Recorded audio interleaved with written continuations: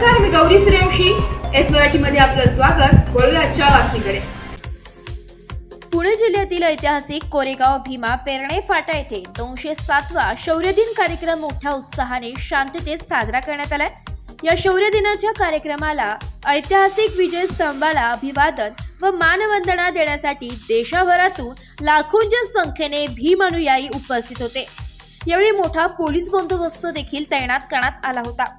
शौर्य दिन व विजय स्तंभ अभिवादन कार्यक्रमासाठी कोरेगाव भीमा पेरणे फाटा येथे दरवर्षी 1 जानेवारी रोजी मोठ्या प्रमाणावर लाखोंच्या संख्येने भीम अनुयायी दरवर्षी येत असतात. यंदा नवीन वर्षाच्या सुरुवात होत असताना विजय स्तंभाला अभिवादन करण्यासाठी राज्यभरातून आणि परराज्यातून लाखो भीम अनुयायी दाखल झाले होते. विजय स्तंभाला अभिवादन करण्यासाठी 31 डिसेंबर पासूनच मोठी गर्दी विजय स्तंभावर पाहायला मिळाली.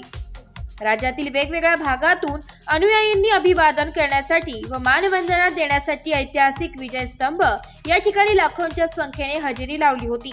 या प्रसंगी विविध सामाजिक संघटना व संस्था यांच्या वतीने अनुयायी यांना मोफत चहा, पाणी, नाश्त्यासह भोजनदानाचे वाटप करण्यात आले. दरम्यान अनुयायांची वाढती संख्या लक्षात घेऊन जिल्हा प्रशासनाने विविध सुविधा उपलब्ध करून दिल्या होत्या. या प्रसंगी अनुचित घटना टाळण्यासाठी पोलीस प्रशासनाकडून कडेकोट बंदोबस्त देखील ठेवण्यात आला होता. कोरेगाव भीमा विजय स्तंभ अभिवादन सोहळ्यासाठी 31 डिसेंबर आणि 1 जानेवारी असे 2 दिवस देश आणि राज्यभरातून लाखो अनुयायी येणार असल्याने त्या पार्श्वभूमीवर जिल्हा प्रशासनाकडून अनुयायांसाठी मोफत बस सेवा, आरोग्य सेवा, स्तनदा मातांसाठी हिरगणी कक्ष, ज्येष्ठांसाठी निवारा कक्ष, शौचालय सुविधा, निवारा कक्ष, पिण्याची पाणी, पोलीस मदत कक्ष, वाहनतळ आदी सुविधा उपलब्ध करून दिल्या होत्या. एस मराठी न्यूज साठी प्रतिनिधी रिजवान बागवान, कोरेगाव भीमा. अशाच नवीन ताज्या घडामोडी जाणून घेण्यासाठी आमच्या एस मराठी न्यूज चॅनलला लाईक करा, शेअर करा, सबस्क्राईब करा आणि बेल आयकॉनला क्लिक करायला विसरू नका.